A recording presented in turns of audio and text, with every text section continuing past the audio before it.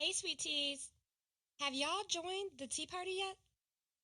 The Tea Party is the official VIP group for Tea and Talk, where you get even more, including merchandise, early access to episodes, extra episodes, shout outs, and more. The Tea Party is a community for women like me and you. Girl, you better stop playing and get the tea while it's hot. Join the Tea Party by clicking the link in the show notes. Hey, sweet teas, and welcome to Tea and Talk, a self-development podcast. I'm your host, Tafia Stokes. You know, they say a woman is like a cup of tea. You can't tell her strength until you put her in hot water. Well, the water is hot, sis, so let's see your strength. Grab your tea and get comfortable, and join me as I get into it on this episode of Tea and Talk.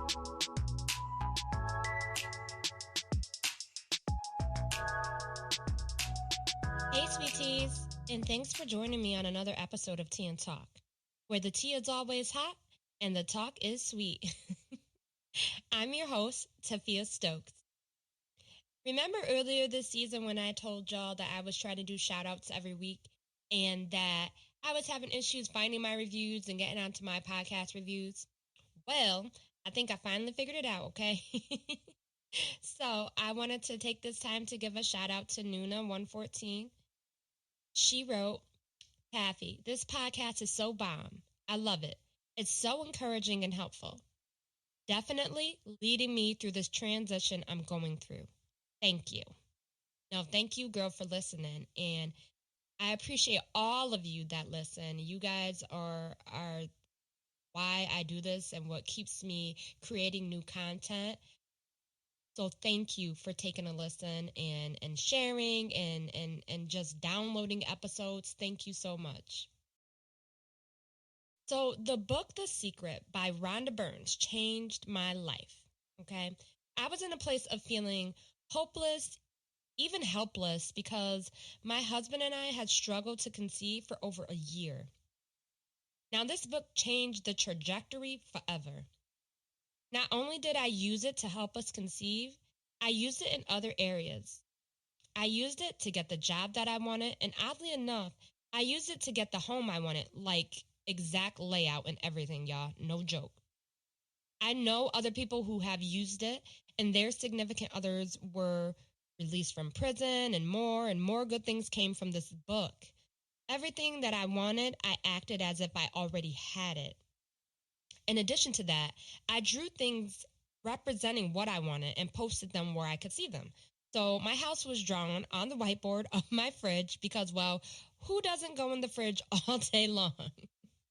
I put my goals, dreams, and ambitions into a vision for me to get out my head and into the real world, per se. Can you relate to having so many goals, dreams, and ambitions that you have a difficult time keeping them all straight? You can't see the outcome because you can't see the paths for each of them. I had that exact same problem. For one, I always have an idea brewing. Nighttime is my time. My juices get flowing at night when I'm trying to tell my brain to shut off, but that seldomly works. I keep multiple notebooks on the side of my bed because I'll be half asleep and an idea comes across like a banner on the news. I'll be full asleep and have a dream about an idea. So many ideas weaving in and out of my brain literally all of the time. I found two solutions that work for me. One, I take the time and I journal. I journal everything that I want in every area, including mental, emotional, friendships, business, and so on. I am very detailed in writing every minor detail so that the universe has no confusion as to what it is that I want. Getting those thoughts out of my head and onto paper helps me be able to connect the dots while making sure that I'm super specific about the goals that I want to accomplish. All those details onto paper. Therefore, being able to work towards those particular goals. Number two, my other solution is creating a vision board. The best way to manifest what you want is to visualize it. With the thoughts staying in your head, yeah, you can visualize them, but using a vision board helps you to be better able to see the magnitude.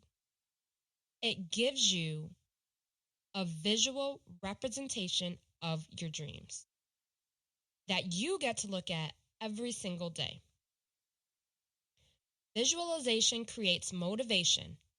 Motivation creates momentum, and momentum gets you closer and closer to what you desire. What do you do to manifest your reality? What steps do you take to put you closer to your goals? Well, at my house, we made it a tradition that myself, my husband, and my son, every year we create vision boards. We get our favorite drinks, our favorite snacks, scissors, and the magazines that I collect from the neighborhood and from our subscriptions, and we go through and cut out words, pictures, or both of things that we want to do, things that we want to accomplish, see for ourselves, words or pictures that represent where we want to be and who we want to be. I love doing it because it puts in that mindset to go for it.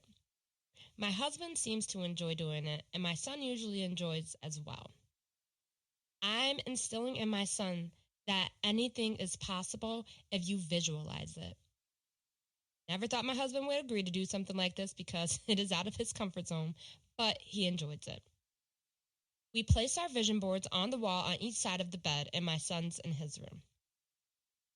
First thing we see when we wake up, last thing we see when we go to bed.